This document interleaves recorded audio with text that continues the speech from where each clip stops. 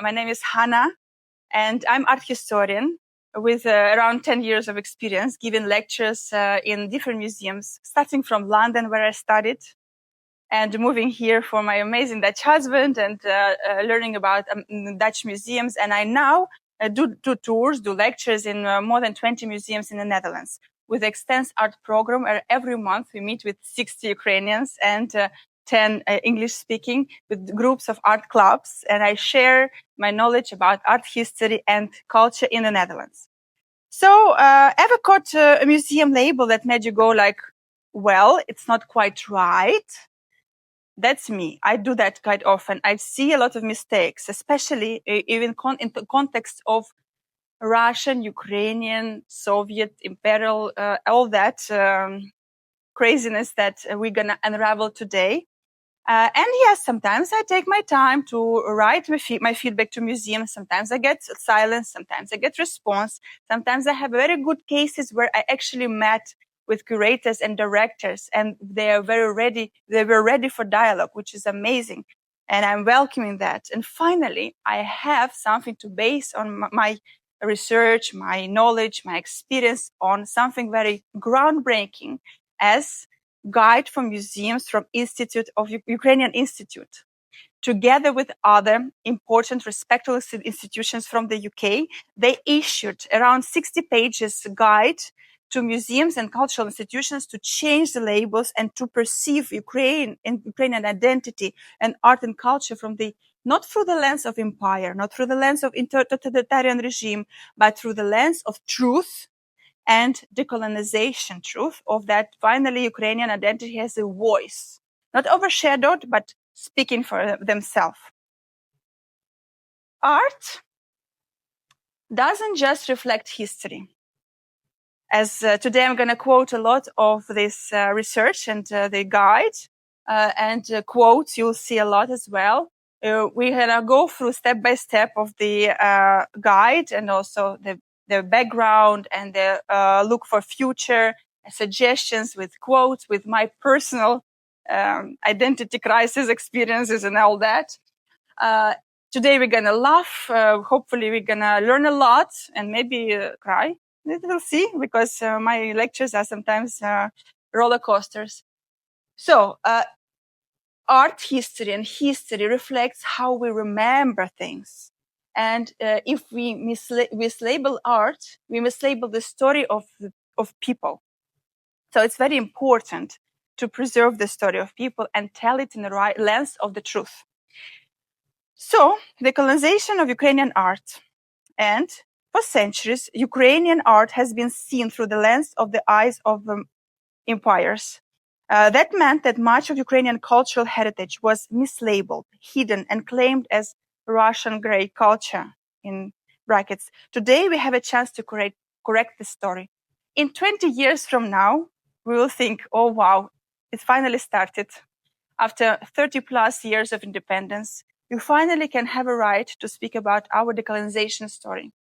But we had to fight for this right. And unfortunately, the big scale invasion had to happen for this to move from the point of the silent voices, quiet voices, to the loud outbreak of the fairness. Ukrainian culture is very deep, has unique roots, but imperial narratives blurred and overshadowed it, tried to even erase. Ukrainian Institute, with partners of in UK, created their actual guide, and that Ukrainian art can accurately and respectfully can finally be presented. And it's not just about Ukraine. No, why you are here. It's not only about Ukraine. It's also about each of us, whoever your background is, because it's about the global movement of decolonization in museums. Think it is as a map, the set of tools and examples that help curators, researchers, and us, audience, me, art guide, to navigate in the world and to see the Ukrainian identity in art, not through the lens of filters, but clear. Now, I want to start something not from the guide, but something from me to add of the story, like pre-story. And that pre-story, I want to introduce you what the word Russian actually means. because it's important. The word Russian comes from the name of a medieval state. Medieval state we know as Kievan Rus, which was in its height 9th to 13th century. So Kievan Rus, that word is formed as a core and being used later. Let's see how it's been used later. Rus in Kievan Rus, a medieval polity centered in Kiev, no question, is Ukraine, right? From the 9th century to mid-13th. And people in that territory were called Rusini, Rusini, like Rusini. And term Rus on Old East Slavic referred to the political and cultural community, which today, most part of Ukraine, some Belarus, most actually the whole part of Belarus, and some parts of the northwestern Russia, as you see it on the map. Later, in 15th century, 16th centuries, the rules of Moscovia, which is now we know as Moscow, Moscovia began to claim the legacy of Kievan Rus. They adopted the title Государь всея Руси. So, as we know, Tsar of all Russia, all Rus. Western Europeans called Moscovia Moscovy at the time, but not Russia. So when they start to call it Russia, making it all absurdly, misconceptually wrong. It happened in the late 17th century, early 18th century, when Peter the Great officially changed the name of its states from Moscovia to Russia, Россия. And the name Rus switched from Kievan Rus, moved to Moscovia. From Россия, it became Russian in English wording of it, meaning Russia in the sense of the state. That's a language nuance, of course, but you need to understand that it is the biggest theft of history ever happened, and very unfair to Ukrainian land. And now, when we read news, we watch these absurd talks of wrongful propagandists, historians from Russia claiming that Kievan Rus is Russian, all that coming from the roots of that 9th, 13th century, you know. And of course, it's not the only thing that Peter the Great actually stole, because I have a little funny story that you probably know. When Peter the Great went to Netherlands to learn shipbuilding, he brought home more than just naval skills. He also took Dutch flag, almost unchanged, and made it Russian. One little change, yes, he flipped the color order. Yeah, you see here. This was a part of the bigger pattern, taking European symbols, it started with Peter the Great, and adapting them from imperial to the imperial Russia. Things to watch out. Have you ever wondered why we call Peter the Great, Ekaterina the Great, and where they earned that greatness? The reason is connected to Russian colonialism and the ideology of civilizing mission. As neither those people were actually great for Ukraine, as more accurate and more sensitive names to use it, not Peter the Great, not Ekaterina the Great, but let's make it real. From now on, I'm going to call him Peter First of Russia. That's a right way to say it. Forget great, because theft continued not only with Kievan Rus name, but also on the territories that were semi-autonomous before, the territory in Ukraine, which is called Cossack state, now under the rule of Peter I of Russia, was subordinate and dismantled as a political institutions. He began long-term suppression of Ukrainian language, culture, and historical memory. It actually, in large, started with him. If we describe the history of Ukraine in one sentence, what it would be? That sentence would be like that: a country whose soul survived centuries of oppression, Ukraine, in 1991, around 30 plus years ago, finally stood a chance for independence and got its independence national state. once more reclaiming a sovereignty and that had briefly before in the early 20th century, but didn't hold it because it lost the war for independence. Now, in 1991, flourished with opportunities, finally getting rid of all the official rules of empire or Soviet rule of totalitarian regime. But centuries under empires, it had its, of course, uh, its mark. As you can see here, the brief history of Ukraine shows us that 14th to 19th century, 5 centuries, it's been under different empires, such as Polish-Lithuanian Commonwealth, Ottoman Empire, south of Ukraine, and Moscovia. Of course, Russian Empire that made a birthmark. Suppression of Ukrainian identity, culture, and autonomy. Then comes the Soviet totalitarian period.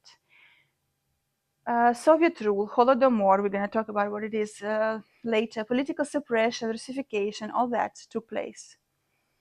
And finally, 24th of August, very soon we're going to celebrate 34th independence date of Ukraine, peaceful declaration of sovereignty after USSR collapse, and 90% of Ukrainians voted in a referendum in support of this freedom. But 2014 till present day, we have from 2014 we have revolution of dignity. Once again, Ukraine claimed symbolic, political, cultural independence and setting their choices towards European assimilation, European Union, towards going west, not east. But it, of course, had to go through the terrible, horrific events that we call revolution of dignity, and revolution that took lives, and then war that took even more lives, which we call ATO. It happened until 2022, and in 2022 that was no questions anymore, that the true colors of Russian regime and Russian claim of our identity and manifested with full-scale invasion horror, which is now still Ukraine has to go through. At the time when European nations were shaping their modern identity in 18th, 19th century, Ukrainian art and culture were forced to grow along under the shadow of empires. The true colors of Ukrainian art and culture were muted beneath the veil. At the time when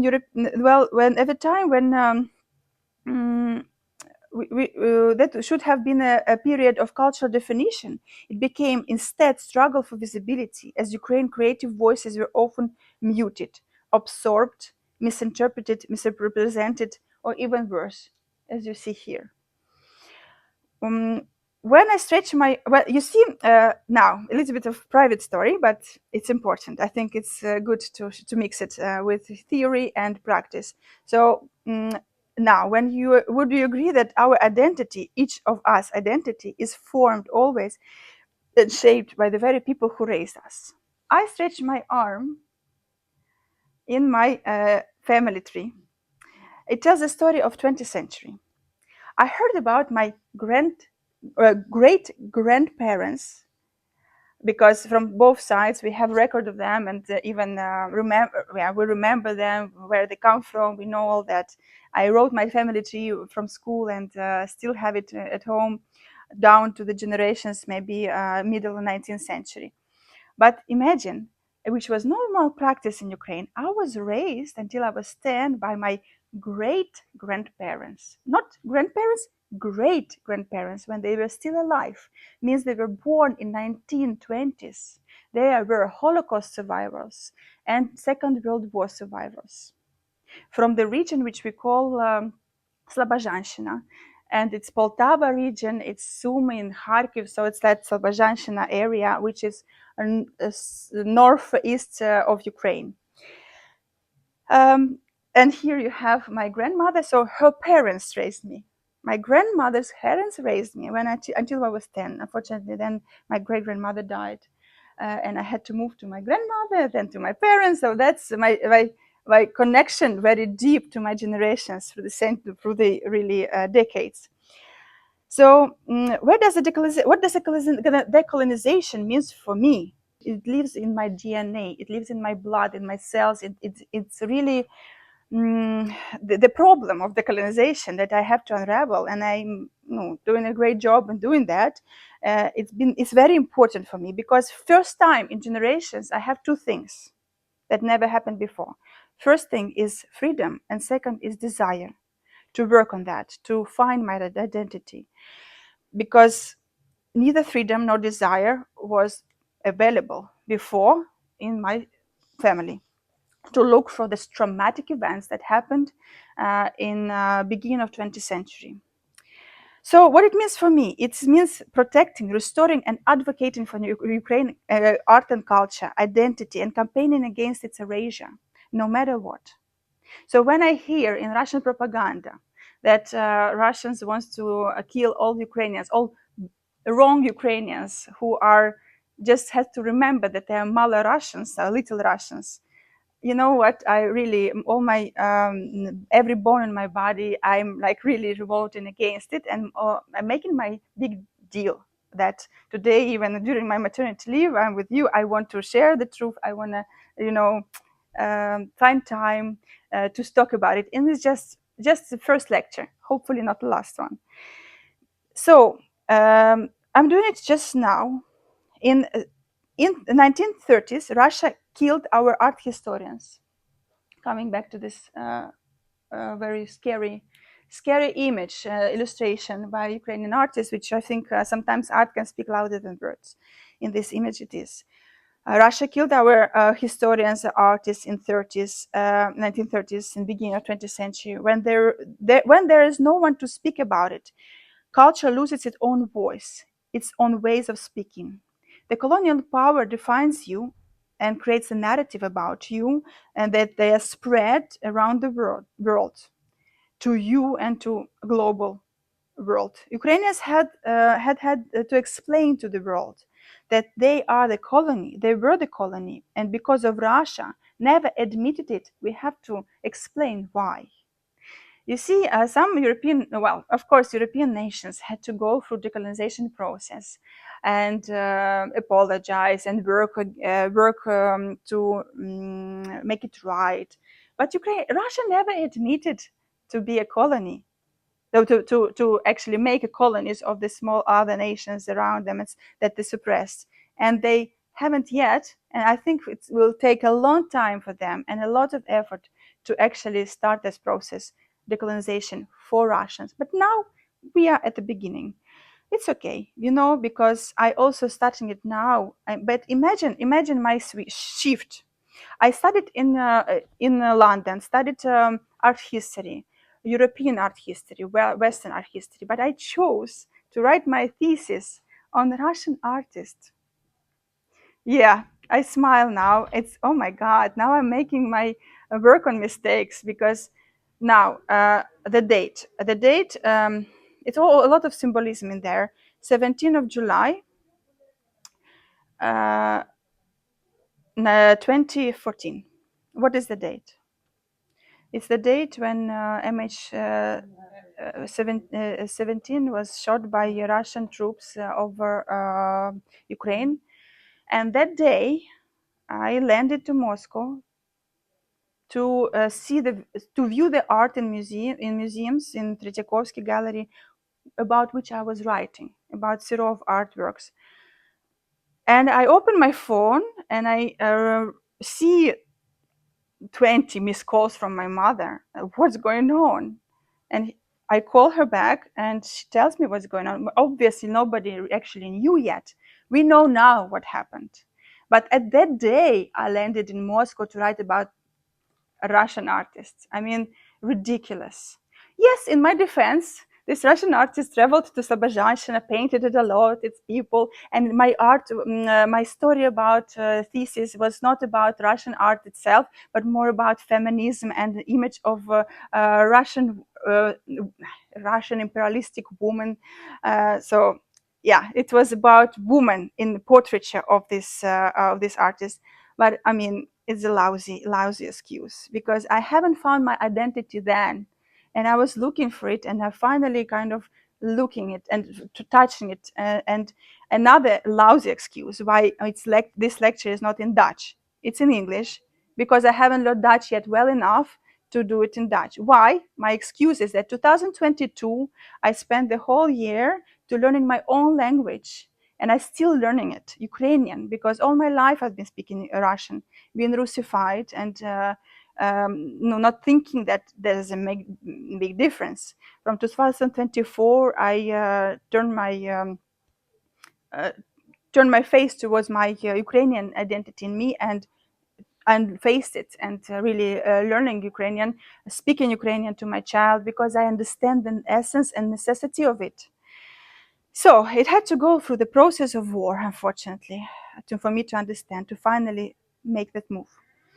So Russia were very, very smart through the centuries to have the actual strategies to colonies, where the European colonies forced to oversees consequences and maintain the sense of distance that and between that happened between those who they conquered and ruled. But the Russian imperial and Soviet authorities viewed their lands of conquest as part of the imperial core. That's why it felt like Ukrainian is part of being always part of Russian Empire. What else? In my mind, nothing else. But then I actually go deep and understand it and learn about it. My eyes are opening, and in horrified stories of the true history of my motherland and my family as well. So the practices that they had, all that just a little bit unravel, settler colonization. So this process of transferring settlers into colonized land and subjugate local population through violence, forced assimilation, and erasure of language and cultural identity. So Ukrainians facing Russian settlers, this meant to erase the national memory through the destruction of the archives, looting museums, closure of academic institutions, and if only that, but also a lot of killing. And that is a story of, for example, of Holodomor that happened in the 1930s, 1932, 33, that's the worst years, that Holodomor took lives around 4 million people. Unfortunately, touched my own family. Recently, I actually asked. I mean, sometimes it's important to ask, and sometimes these questions are very uncomfortable. They touch the trauma. Some family members don't want to talk about it. It's uncomfortable to talk about it. So somehow I realized the story how my family is speaking Russian, and that story is, in short, imagine my great grandfather who raised me.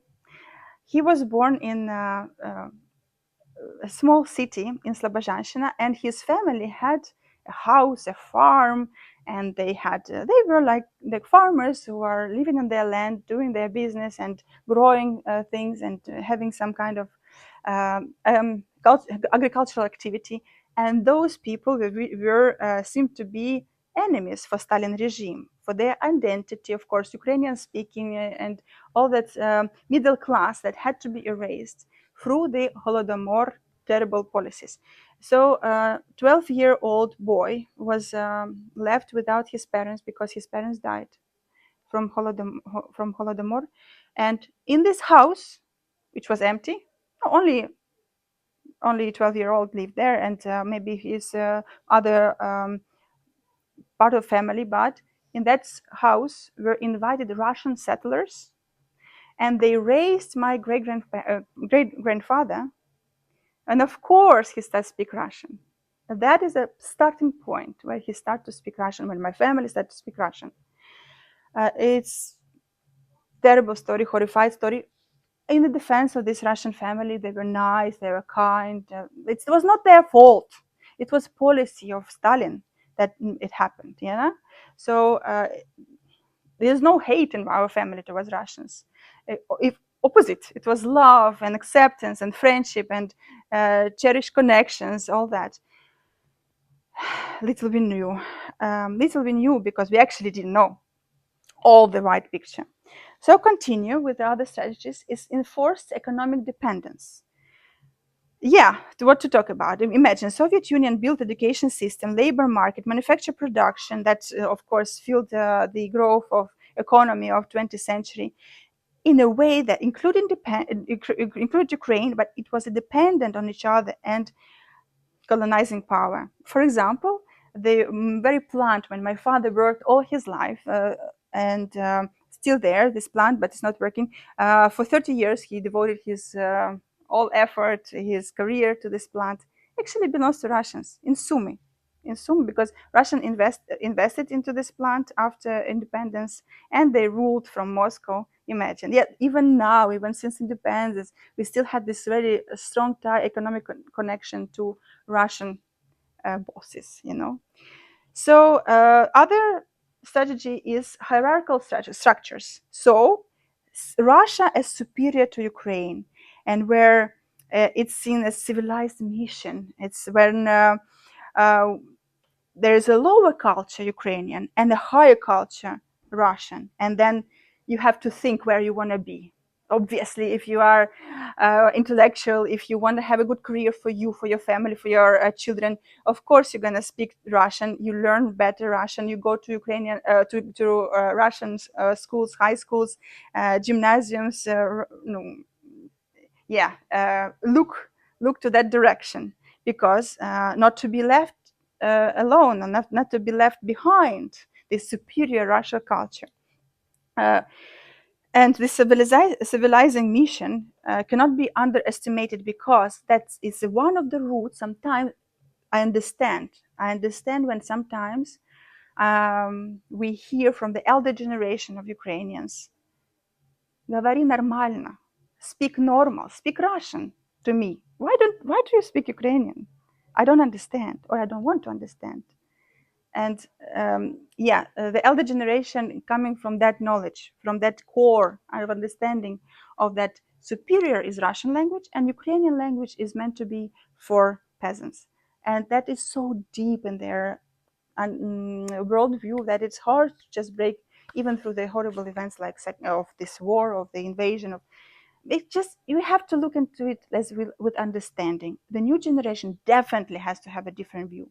We look towards the new generation and we cherish that change. And yes, we forgive the elder generation that still has made the same mistakes as before. It's fine. We will live through it. Continuing with epistemic violence, what does this mean? It means that Ukrainians were deprived of their values, beliefs, and traditions through centuries, especially in 19th century and in 20th century. I'm a victim of that still. Of course, I'm not listening to Russian music since February 2022. That because I'm a person of art. Music is art, and for me, it's easier to make the choices. For me, it's obvious. But unfortunately, I still cannot let go Olivier, because it's our traditional cuisine for Soviet Union. Because it's my taste of childhood. You know, I'm not as good in kitchen as well as I'm better in art. So in kitchen, I'm still there. I'm still in the old patterns. Because it's just easier for me. If you have any suggestions, if you listen to this lecture online, please give me a message, a comment of like, share your Ukrainian dishes which I can implement and cook at home, and maybe erase this mayonnaise addiction, salads, and all of that. So yeah, continuing with physical violence, ethnic cleansing, and genocide, we already touched that. In 1953, human rights lawyer and Holocaust survivor Raphael Lemkin described the Soviet goal of destroying Ukrainians and forcibly assimilating them into single Russified nation as genocide. It happened after Stalin died. Of course, that was possible to talk about that. Holodomor, 4 million plus lives. 1944, mass deportation of Crimea Tatars from Crimea Peninsula to Central Asia. All that, there were acts of ethnic cleansing, which can be described as genocide. Russification. We touched about it. But finally, and most importantly, that, we wonder, listening to all that, how Ukrainian identity has survived after all that. I think the answer to that would be, of course, resistance. We are a large nation. It's not easy to erase us.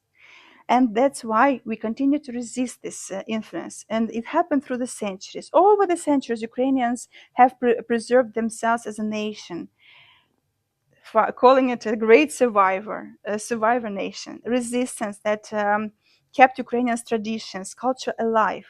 It has long been used to slow imperialistic expansion and challenge exposure practices and undermine those in power. And for example, this acts of resistance may be sometimes acts of, even in the violent circumstances, especially when it meant to that protests were are punished and unavailable.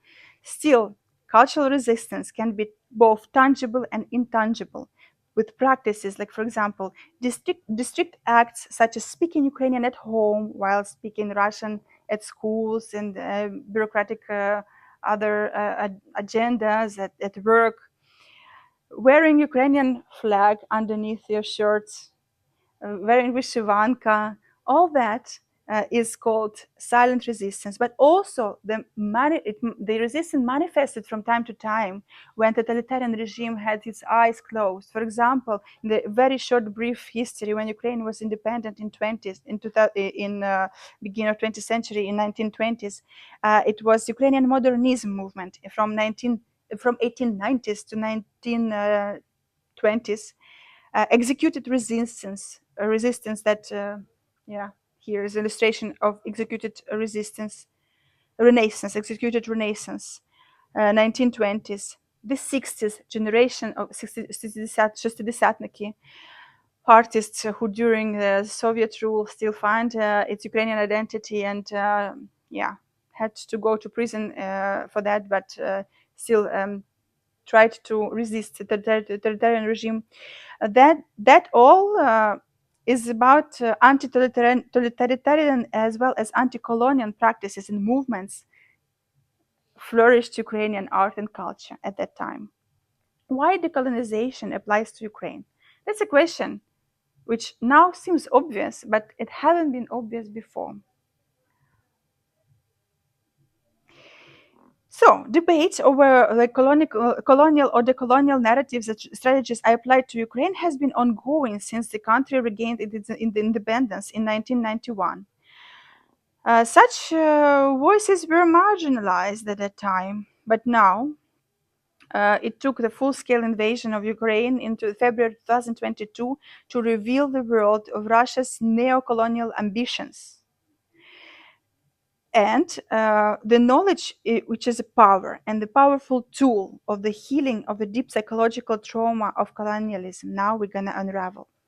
So the practices that Ukraine has to do is the decommunization and decolonization, archives reopening, and where the Ukrainian artifacts in Russia, which are a lot of them now, they were looted at some point and remain inaccessible.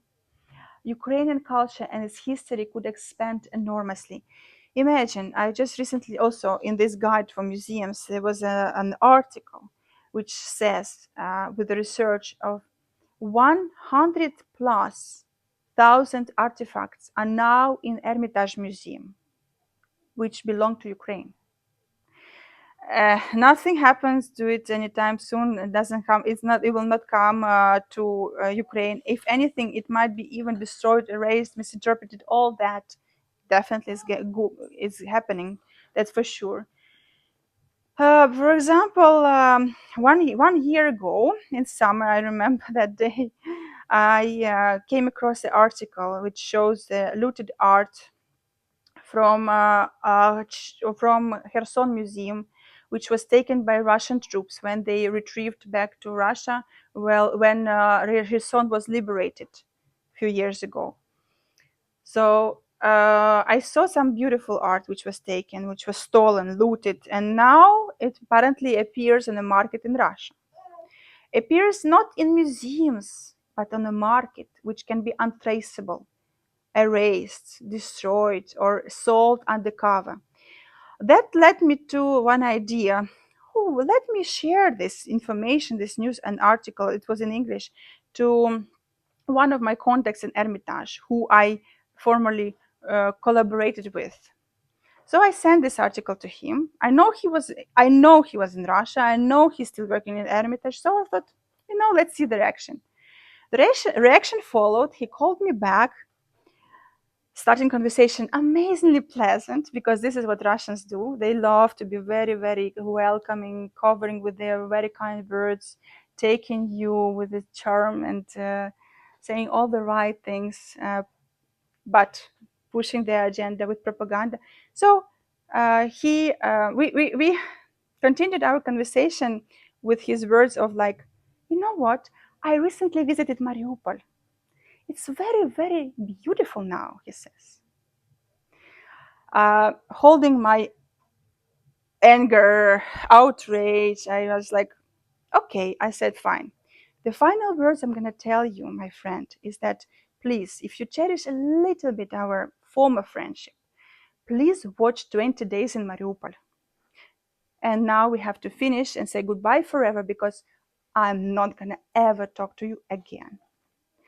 So here we go. Yeah, it's like a huge, huge break wall, civilized wall between us, Westerns, Ukrainians, and Russians, who are now, unfortunately, under horrible agendas of propaganda, their private, professional, whatever circumstances that let them stay there under that poisonous, horrible worldview of destroying our nation, which we are trying to achieve, but definitely not going to happen. So continuing with Ukrainian identities. So finally, we described the problem. Now we are looking for the solutions. It's been already almost an hour, but we are still in the right path. And that path is looking for actual answers, what it means to be Ukrainian and where to find it. Contemporary Ukraine is a diverse, multicultural, multi-ethnical, and multi-faith society with a strong national identity, a sense of democracy. Throughout history, its territory has been home for people and cultures as formerly close ties, informing an influence of each other. Putting this strictly Ukrainian label into cultural phenomena, especially in historical context, is often challenging, because a lot of times, a lot of centuries, Ukraine as a nation didn't. Ukraine as a country didn't exist. Ukraine as a nation existed, definitely, but Ukraine as a country, which we can label Ukrainian, no. And it's really challenging to put a label Ukrainian. We don't want it even, because it's not in the interest of Ukrainians to create a homogenized view of their nation as Russia does. So we want to see the broader picture. Ukrainian identity is rooted in a shared commitment of freedom, dignity, and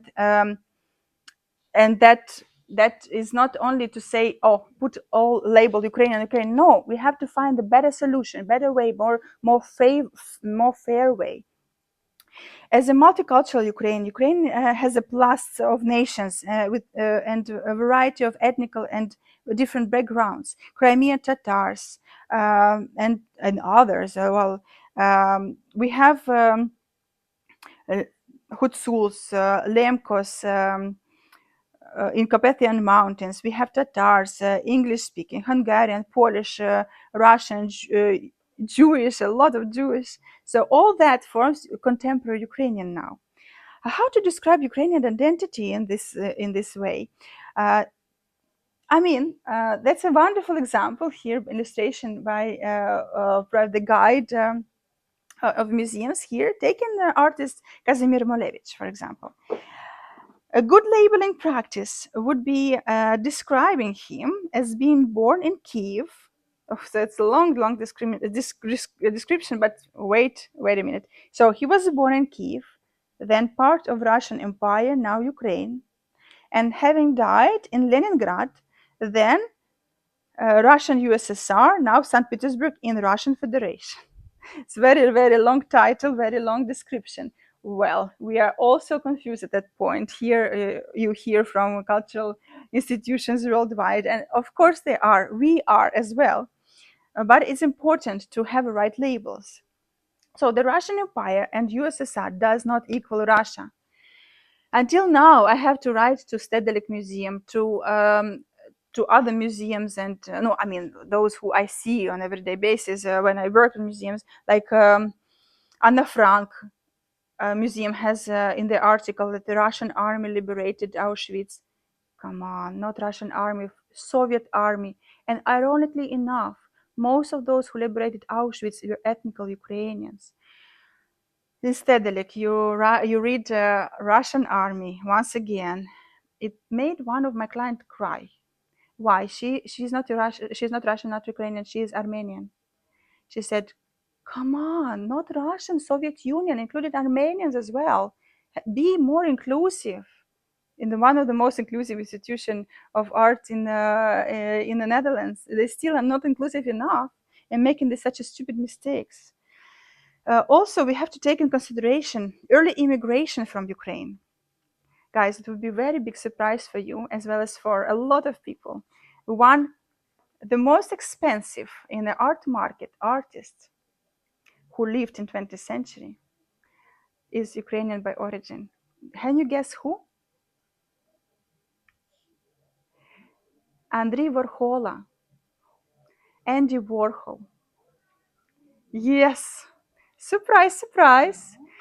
His family immigrated from Eastern Europe, but his family was ethnically Rusins. Rusins and Ukrainians are almost the same. No, it's basically the same ethnical group with minor differences. And how do I know for sure he is Ukrainian by origin? Because I heard his mother singing Ukrainian songs, talking her own language, Ukrainian language. His parents never learned English when they moved to America. They kept on talking to little Andrei, Ukrainian language. He changed his name, he changed his identity for American, obviously because he became American when he was born in America.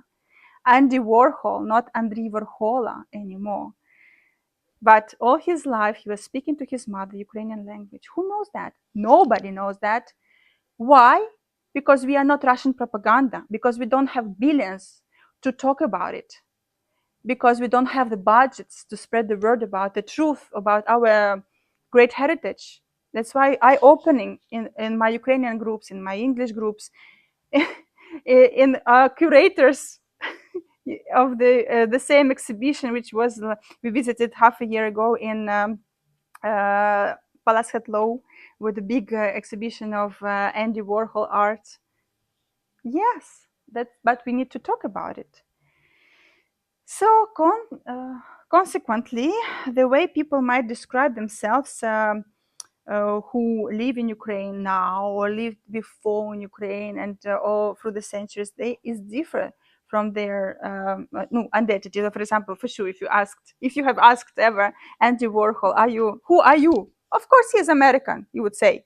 But yes, he has a background of Ukraine. But when you move to America, you become American.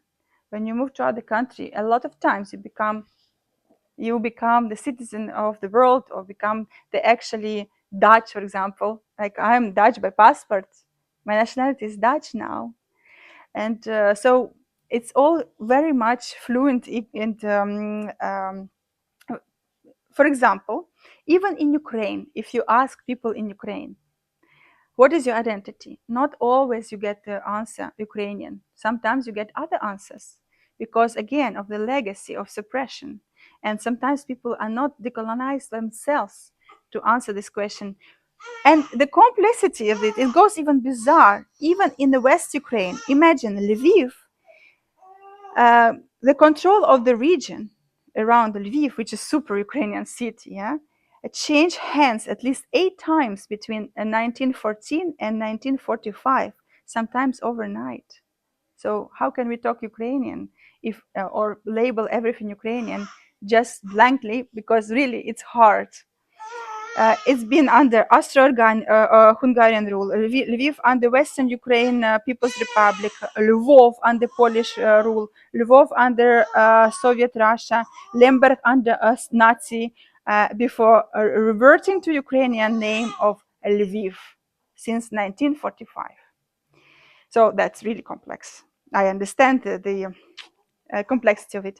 Rather than use a nationality as as adjective like Russian, Ukrainian, Polish, just the suggestion of this museum guide would be to go deeper and use the names of the places that define locations of birth, death, and other key elements relating to the person's life. And that would be a better solution. Learn about Ukraine and commit to change. It would be a great effort from museums, and as a first step of 5 out of 5 steps suggested by this guide.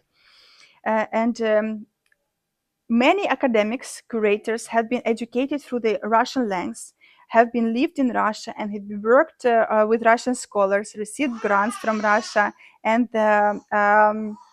basically the need for decolonizing is not only for Russians, but also for international scholars who've been also viewing that all through the lens.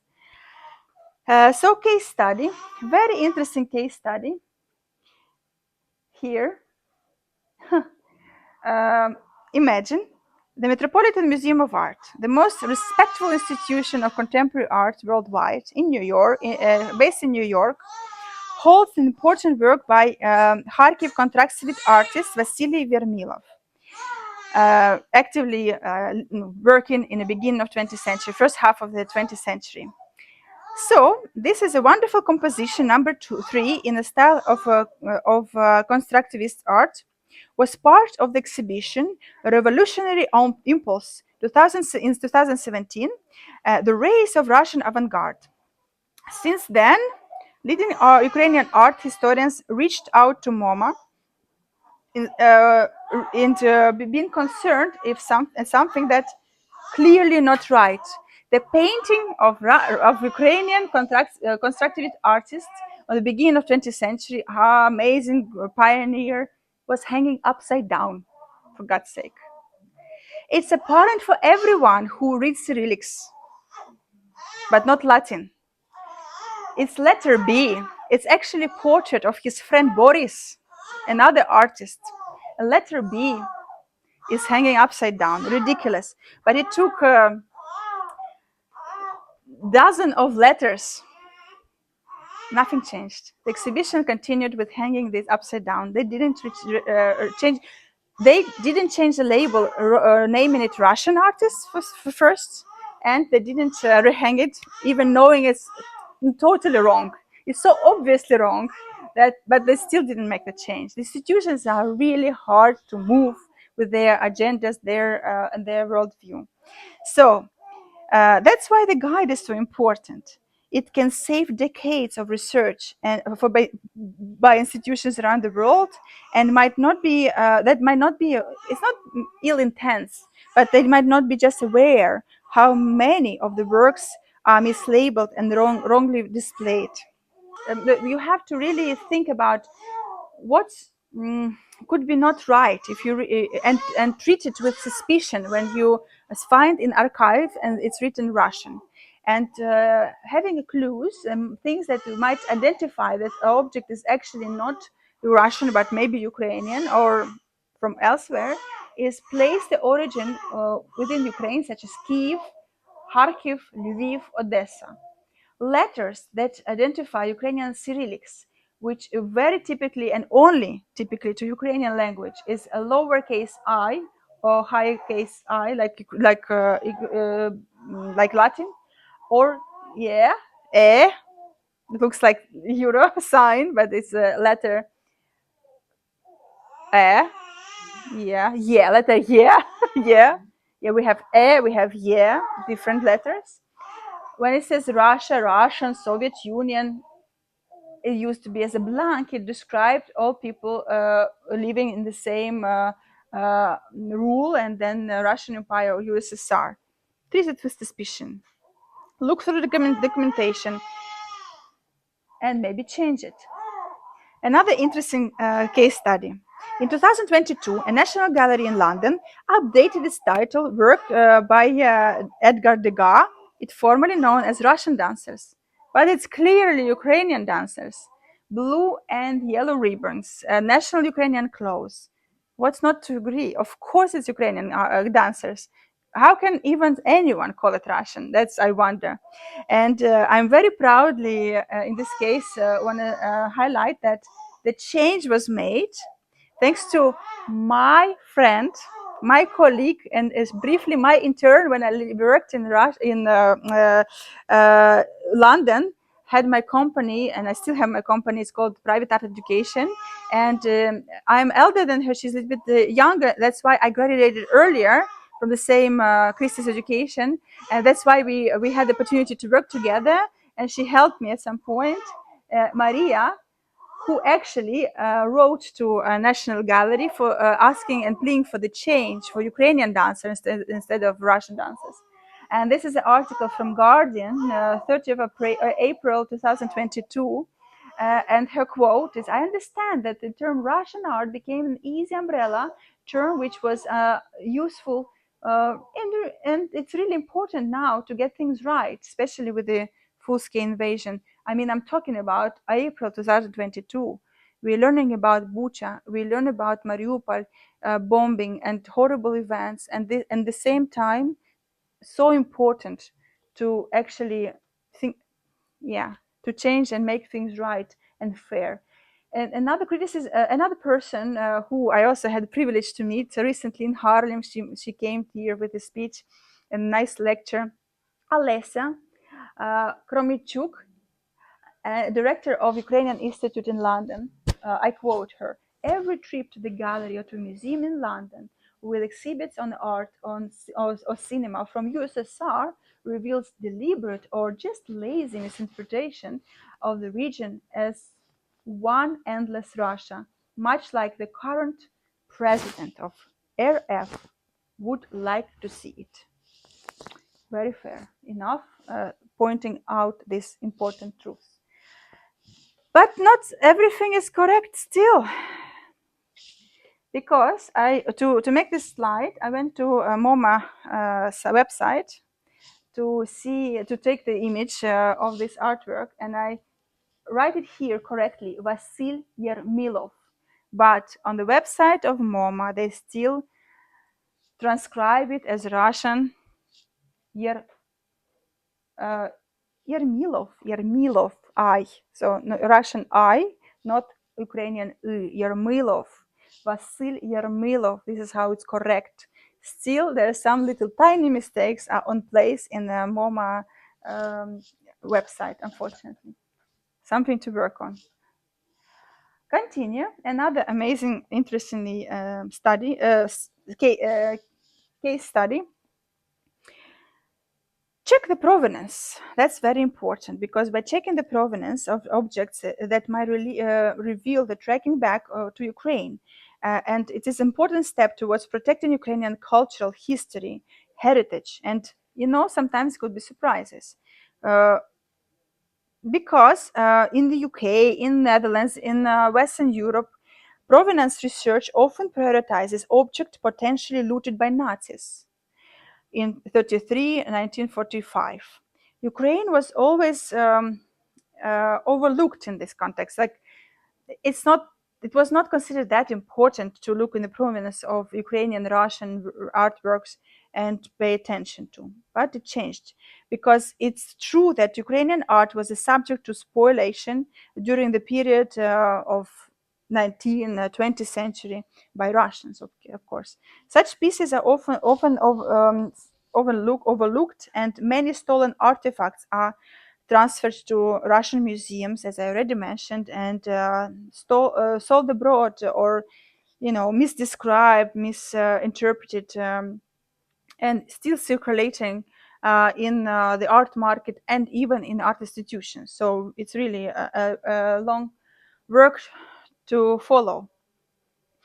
An interesting case study, which of course happened in Netherlands in 2023. Collection of ancient Sarmatians and Scythian treasures were returned to Ukraine after the legal battle over ownership that lasted 10 years. The artifacts have been lent to the exhibition in Amsterdam Museum in 2013. Little Russia knew that in 2014 then they will annex Crimea and these artifacts will be still remaining in the Netherlands. With a question, where it has to supposed to return? To Russia, where it of course claimed wrongfully as annexed Crimea unlawfully, or to Ukraine. So Dutch courts ruled in favor of Ukraine and the objects were returned to Kiev for safekeeping. Finally, it took 10 years, which seems to be obvious, right? Next, case study, which is amazing now, and you have this opportunity to still visit 14 paintings from famous Hanenko Museum in Kiev will appear in museum, or now appeared now on a show in Museum Bredius, Abraham Bredius Museum Hague, starting to 21st of June until 28th of September. Please really take your time and visit. The portraits, still lifes, landscapes, and history paintings from Kiev and Hague are displayed together for the first time, celebrating close ties between Netherlands and Ukraine.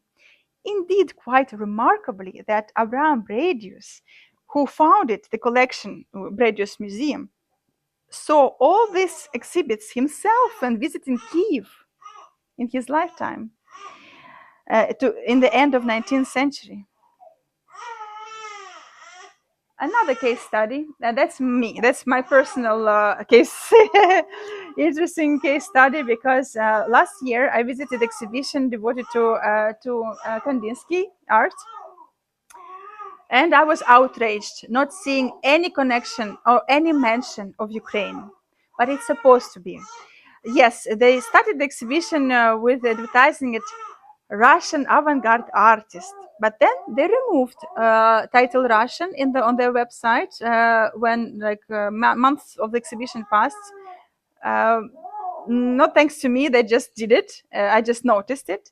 And unfortunately, I didn't have enough time in the beginning of the exhibition to really build my case and write to the museum, but I did it towards the end of the exhibition. I knew nothing will actually change. I did some art tours there. I talked much truth during this presentation of Kandinsky. So what we were talking about actually, and what was in my letter to Kandinsky curators and to the management of Art Museum in Amsterdam. Art Museum was formerly Hermitage, as you know. Might not know or know, but they changed the title to Art Museum since the beginning of full-scale invasion in 2022. They did great job in that, cutting ties, breaking relationship, divorcing Hermitage Museum and making their own management and marketing under the umbrella of Art Museum in Amsterdam. So what I was writing to them, introducing myself as art historian, the person who actually reads the labels in museums and exhibitions. And so I did, and I found some mistakes. I'm pointing to that. Exhibition fails to mention any connection to Ukraine, I wrote, including cities such as Odessa and Kiev, no naming Ukrainian Kazimir Malevich as Ukrainian. In this exhibition, he was mentioned. Kandinsky held a deep personal and creative connection to Ukraine, which played a significant role in shaping his aesthetic outlook and in interest in color, abstraction, and spirituality in art, thanks to Ukrainian upbringing in Ukraine. Childhood in Odessa. From 5 until he was in his teens, he studied in Odessa, Ukraine, and he was formed as artist. He was formed as artistic personality by Ukrainian culture. Influence of Ukrainian culture was tremendous. Ukrainian folk stories greatly influenced Kandinsky's work, particularly in vibrant colors and folk costumes, ornaments, icon paintings, influenced his abstraction view of the world later on. He also drew inspiration from folk music, songs that he heard and by which he was raised in Ukraine. Kiev period, when he decided to become an artist when he was 30 years old after pursuing career in law, he moved to Ukraine to study art and to work with Ukrainian artists to develop his personal style in art. Nothing that was mentioned in the exhibition, zero, just absolutely nothing. So I took this amazing opportunity, and I really appreciate the kindness and openness of management of this museum to actually meet me in the end. And we had a wonderful conversation about their story, about their view. And in the end of this conversation, I'm very happy to share with you, they said these words, that if they knew all that I told them before, they would do the exhibition a little bit different. So thank God now, maybe when they will do this exhibition, I mean, or they will look into Russian artists, labeled Russian or with the question marks, they will take in consideration my key points. And of course, I would love to share this amazing museum guide with them and meet them again. And maybe they already know about it. Of course, I should know about it. So the problem will be solved for future. But this exhibition was organized together with Pompidou Center in Paris, Parisian Museum. So we have to also go through that labels again and see what they are writing about Kandinsky. That's work for my French colleagues. And finally, as a closure of this long lecture, I want to have some of the quotes from this guide. It's important to reflect of intensive damage that have been done and acknowledge that some losses can never be recovered. However, it's important to look into it. Decolonization isn't about writing history. It is not about canceling culture. Oh no, of course not. It's about writing truth. It's about, and it's in all its complexity, and with all the voices being silent before, now they have to speak. Museums all over the world have power to make this change. This guide helps them and us to make that step. And every time they label a piece of Ukrainian art correctly, they take a step towards justice. Because whose story it anyway, if not ours? It is a story of humanity. Thank you very much. Whew. This little bit coming back from maternity leave was not that easy, but I think we did some start and first lecture, first approach and first attempt, but not the last one. No. Yeah, so thank you for your attention. And if you have any questions, we can address in yeah, please. Well, maybe I didn't understand it right. Yes. When a museum makes a mistake, Yes. And the collection goes to another museum, Yes. did that other museum restore the mistake? Yes, most of them. Yeah. Okay. You know what I said? It sounds like a joke, but it is actually truth. That I said to curators of Kandinsky exhibition that I have a feeling that you prepared this exhibition or all these labels based on Soviet encyclopedia, because in Soviet encyclopedia you don't have a mention of Ukraine. And those old sources are not correct now. They are not relevant now. You have to expand your world view with seeing what's going on, and always educate yourself. Not be stuck with the paradigm from other museum or other labeling. But do your own research. If you find a mistake, report about that mistake, and then correct. Yeah. So, yeah. Thank you. More questions? Yes, please. Question, just some proof. Okay. I think that this mistake that some museums made by naming some Ukrainian artists Russian comes from the place that for many non-Ukrainian, non-Russian visitors, maybe in Great Britain, in France, and so something that's named called Russian sounds exotic, and it's for them a way to attract more visitors. And because before the Revolution of Dignity, many countries didn't know about the existence of Ukraine. Yeah. So maybe they saw in the museum. Yeah. Absolutely, yeah, and I'm not there. I'm not to blame them. No, it was in the past. Now is just a time to revisit this contexts, and put Ukraine on a map of that, the fair map of history, of art history, in the context. Look, very nice quote, because I actually absolutely relate 100% to my friend Maria. She said, as Ukrainian person in the past, I would have encountered times when I was called Russian. Me too. Sometimes I didn't even care to correct. Foo, yeah, it's, oh my God. I mean, in vacation in Egypt, you are saying, Russian, yeah, whatever. Just leave me alone. But no more Russian. While Ukrainian heritage has been described as Russian, uh, should not be happening anymore, and we are there to correct it. Unfortunately, it took a full-scale invasion to boost this conversation in large. Yeah. And also, I hear sometimes people ask like questions about these all these cases. Yes, now you Ukrainians tell everybody about your culture and so and where have you been Been before. Why didn't you do this? Absolutely, But yeah.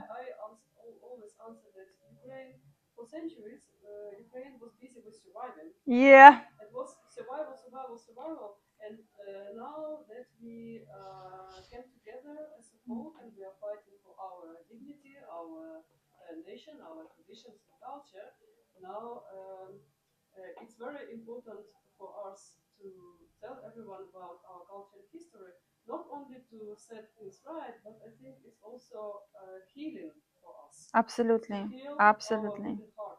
Yes, because we are here. I mean, I'm a feminist, and as feminist, I should not ever and should not ever for myself make a difference between men and women. But the truth is, men are fighting in Ukraine, in the Ukrainian army. They are being mobilized. No, they are volunteering. They are show up to the war themselves, and they're all being mobilized forcefully. All the stories we hear, but men, not women. As women, we are kind of safe, but it's unfair. I feel it's unfair because I'm a feminist. I'm also supposed to be in war, but I'm not there. And it's a huge feeling of guilt.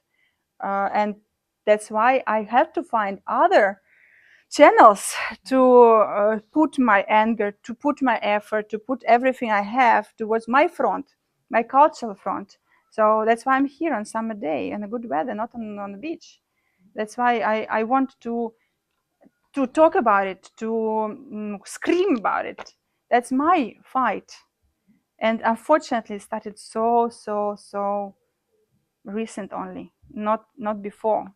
I've been blinded. I've been misinterpreting the facts and history, and my own family history, and that the tragedy has to, yeah. Sometimes in the history of humanity, the tragedy has to kick you to really change your perception of view of the world and view of yourself, view of your identity, and what is the fairness and what is not.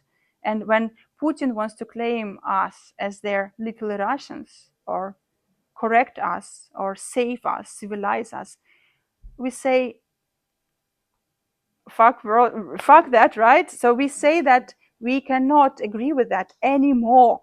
Wherever we are in Ukraine, fighting with the weapons, or abroad, fighting with the words, fighting with contexts of spreading the word and talking about our identity, I think it's so important, and for a lot of people to find their ways of participating in our freedom fight. Because oh yeah, another thing I heard from that my former Hermitage friend, I swear he said that. He said, I hear, he said, that Ukraine will not survive. Yeah, Ukraine will cease to exist.